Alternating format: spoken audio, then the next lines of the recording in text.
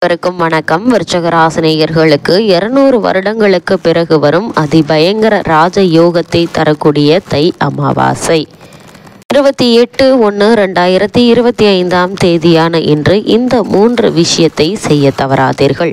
அந்த வகையில் விருச்சிக ராசினியர்கள் இந்த தை அமாவாசையான இன்றைய தினத்தில் என்ன செய்ய வேண்டும், என்ன செய்யக்கூடாது, என்ன செய்தால் என்ன மாதிரியான நன்மைகள் எல்லாம் ஏற்படும், என்ன மாதிரியான முன்னேற்றங்கள் எல்லாம் ஏற்படும் என்பது குறித்தான முழுமையான பதிவை தான் இந்த வீடியோவில் நம்ம விரிவாக பார்க்க போகிறோம். அந்த வகையில் அமாவாசைகளில் மிக முக்கியமான அமாவாசைகளில் ஒன்றாக இருக்கும் இந்த தை அமாவாசைக்கு பல்வேறு சிறப்புகள் உள்ளது. முன்னோர்கள் வழிபாட்டிற்கு மிகவும் ஏற்ற தை அமாவாசை சிவ வழிபாட்டிற்கும் ஏற்றதாகும். திருக்கடையூர் தலத்துடன் நெருங்கிய தொடர்பு கொண்டது இந்த தை அமாவாசை தினம். சிவபெருமான் காலனை சம்ஹாரம் செய்து மார்க்கண்டேயருக்கு ஜீவி வரம் அளித்தது என்றுதான். அதே போல் அன்னை அபிராமி பட்டருக்காக தை அமாவாசை அன்று முழு நிலவை காட்டியது அனைத்தும் திருக்கடையூரில் என்றுதான். இங்கு தை அமாவாசை அன்று விழா எடுத்து மிக சிறப்பாக அமாவாசை அன்று நிலவு காட்டிய உற்சவம் மிக சிறப்பாக நடைபெறும். அப்படிப்பட்ட அமாவாசை அப்படின்னா என்ன என்று பார்க்கும்போது, அமாவாசை என்பது முன்னோர்களை வழிபடுவதற்குரிய நாளாகும். சமஸ்கிருதத்தில் அமா என்றால் சேர்வது என்றும் வாசிய என்றால் வசிப்பது என்ற பொருள். அதாவது அமாவாசை என்பது முன்னோர்கள் ஒன்று சேர்ந்து பூமிக்கு வரும் நாள் என்பதை குறிப்பிடுவதே இந்த நாளை அமாவாசை என குறிப்பிடுகிறோம். அது மட்டுமில்லாமல் இந்த மாதத்தின் மத்தியில் வரும் திதியாக அமாவாசை உள்ளது. தமிழ் மாதங்களில் 10வது மாதமாக வரும் தை மாதத்தில் வரும் அமாவாசை மிக மிக முக்கியமானதாக கருதப்படுது. முன்னோர்களின் ஆசியை பெறுவதற்கு மிகவும் ஏற்ற அமாவாசை நாளாக தை அமாவாசை கருதப்படுது. பித்ருதோஷம் நீங்கி ஆரோக்கியம், செல்வம், வெற்றி, மகிழ்ச்சி, அமைதி ஆகியவை கிடைப்பதற்கு வழிபட வேண்டிய நாளாகவும் இந்த தை அமாவாசை அமைகிறது. மாதந்தோறும் அமாவாசை திதி வந்தாலும் தை, ஆடி மற்றும் புரட்டாசி மாதங்களில் வரும் 3 அமாவாசைகள் மிக மிக முக்கியமானதாக கருதப்படுது. மற்ற அமாவாசைகளில் விரதமிருந்து முன்னோர்களுக்கு தர்ப்பணம் கொடுக்க தவறி இருந்தாலும் இந்த 3 அமாவாசைகளில் கண்டிப்பாக முன்னோர் வழிபாட்டினை முறையாக மேற்கொள்ள வேண்டும். இவற்றில் தை அமாவாசை என்பது தை மாதம் துவங்கி ஆடி மாதம் வரையிலான உத்திராணிய காலத்தில் வரும் முதல் அமாவாசையாகும். பித்ருதோஷம், பித்ருசாபம் நீங்க வேண்டும் என்பவர்கள் தை அமாவாசை முன்னோர் வழிபாட்டினை தவறாமல் மேற்கொள்ள வேண்டும். முன்னோர்களுக்கு இன்றைய தினத்தில் தர்ப்பணம் கொடுக்க காரணம் என்ன என்று பார்க்கும்போது, ஒருவர் இறந்த பிறகு அவரது ஆன்மாவானது உடலிலிருந்து பிரிந்து பரலோக பயணத்தை துவங்குகிறது. அப்படி செல்லும் ஆன்மா முதலில் முன்னோர்களின் உலகமான பித்ருலோகத்தை அடையும். அவர்களின் கர்மாவிற்கு ஏற்ப அடுத்த பிறவியை எடுக்கும் வரை பித்ருலோகத்திலேயே தங்கி இருக்கும். இதற்கிடையில் பித்ருலோகத்தில் இருக்கும் போது ஆன்மாக்களுக்கு பசி, தாகம் ஏற்படும். ஆனால் உடல் இல்லாத நிலையில் இருப்பதால் அவர்களால் எதையும் சாப்பிட முடியாது. இதனால் தங்களுக்கு தேவையான உணவுகளை பெறுவதற்காக அவர்கள் முந்தைய வாழ்விடமான பூமிக்கு வருகிறார்கள். இங்கு அவர்களின் சந்ததிகள் முறையாக மந்திரங்கள் உச்சரித்து சடங்குகளை செய்வது, எள்ளும் தண்ணீரும் இறைப்பதன் மூலம் முன்னோர்களுக்கு தேவையான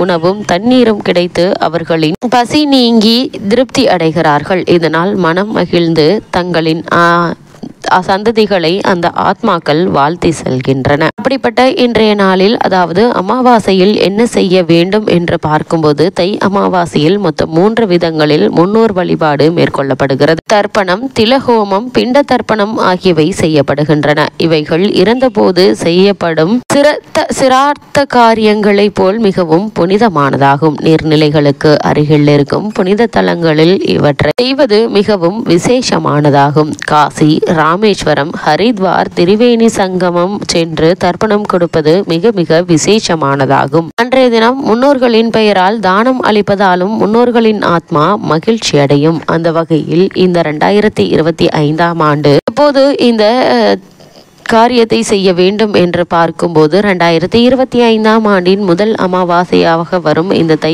அமாவாசை ஜனவரி 28 மற்றும் 29 ஆகிய தேதிகளில் வருகிறது. அதாவது ஜனவரி 28ஆம் தேதி இரவு 8:10 மணிக்கு துவங்கி ஜனவரி 29ஆம் தேதி இரவு 7:21 மணி வரை அமாவாசை திதி உள்ளது. அன்று பெருமாளுக்குரிய திருவோணம் நட்சத்திரமும் இணைந்தே அமைந்துள்ளது. அன்று புதன்கிழமை என்பதால் காலை 7:30 முதல் 9 மணி வரை வரையிலான நேரம் யமகண்டமாகவும் பகல் 12 முதல் 1:30 வரையிலான நேரத்தில் ராகு காலமாகவும் உள்ளது. அதனால் இந்த நேரங்களை தவிர்த்து முன்னோர்களுக்கு தர்ப்பணம் கொடுப்பது சிறப்பு. பொதுவாக தர்ப்பணம் கொடுப்பவர்கள் உச்சி காலத்திற்கு முன்பாக தர்ப்பணம் கொடுத்துவிட வேண்டும் என்பது நியதி. அந்த வகையில் இந்த 200 ஆண்டுகளுக்கு பிறகு வரக்கூடிய ஒரு நிகழ்வாக முக்கிய 6 கோள்களான செவ்வாய், சனி, வியாழன், வெள்ளி மற்றும் யுரேனஸ், நெப்டியூன் ஆகிய கோள்கள் ஒரே நேர்கோட்டில் வரக்கூடிய ஒரு தருணமாகவும் இக்காலகட்டம் அமைஞ்சிருக்குதுங்க. இந்த வகையில இக்காலகட்டங்கள்ல கிரகங்களுடைய சஞ்சார நிலைகள் என்ன என்று பார்க்கும்போது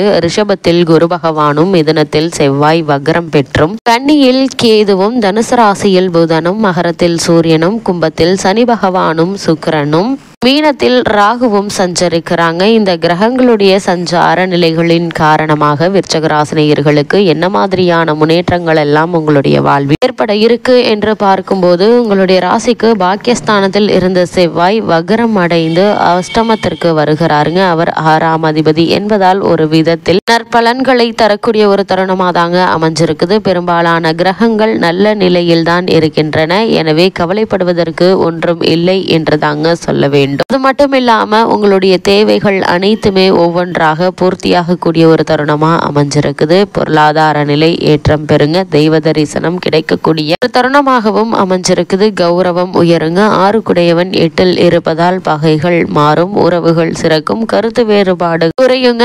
7க்குரிய சுக்கிரன் இக்காலகட்டங்கள்ல உச்சம் பெறுகிறார். நினைத்தபடி சுபகாரிய முயற்சிகள் பலிக்கக்கூடிய ஒரு தருணமாக தான் காலகட்டம் அமைஞ்சிருக்குது என்பதை கிரக நிலைகள் மீண்டும் மீண்டும் அறிவுறுத்துது. விருச்சிக ராசினியர்களை பொறுத்த வரைக்கும் மேலும் என்ன மாதிரியான விஷயங்கள்ல நீங்கள் அதிக கவனமோடு இருக்க வேண்டும் என்று பார்க்கும்போது, ராசிநாதன் அஷ்டமத்தில் இருப்பதால உங்களுடைய எண்ணங்களை நேர்மையாக வைத்துக் கொள்ள வேண்டுங்க. சில நேரங்களில் உங்களுக்கு நீங்களே தேவையில்லாத எதிரிகளை சம்பாதித்துக் கொள்வதற்கான வாய்ப்புகள் இருக்கு. சில செயல்களால் கஷ்டங்களை ஏற்படுத்திக் கொள்வீங்க என்பதால் எதையும் சிந்தித்து செய்ய வேண்டிய ஒரு காலகட்டமாக இத்தருணம் அமைஞ்சிருக்குதுங்க. அது மட்டும் இல்லாம விருச்சிக ராசினியர்களை பொறுத்த வரைக்கும் உங்களுக்கு காரணமே இல்லாமல் மறுக்கப்பட்டு வந்த பதவி உயர்வு, ஊதிய உயர்வு, உத்தியோகத்தில் கிடைக்க வேண்டிய சலுகைகள் ஆகியவற்றை தற்போது நீங்கள் தாராளமாக எதிர்பார்க்கலாம். எதிர்பாராத பல முன்னேற்றங்கள் உங்களுடைய வாழ்வில் ஏற்படுவதற்கான சாத்தியக்கூறுகள் நிறைந்த ஒரு தருணமாக தாங்க அமைஞ்சிருக்குது. குடும்ப சூழ்நிலையில் ஏற்பட்டு வந்த பின்னடைவுகள் நீங்கி நல்ல ஒரு முன்னேற்றம் ஏற்பட இருக்குதுங்க. அதே போல் சுபகாரிய சம்பந்தமான முயற்சிகளை மேற்கொண்டு அவற்றில் ஏற்பட்டு வந்த பிரச்சனைகள் நீங்கி ஒரு சிறு முயற்சியிலேயே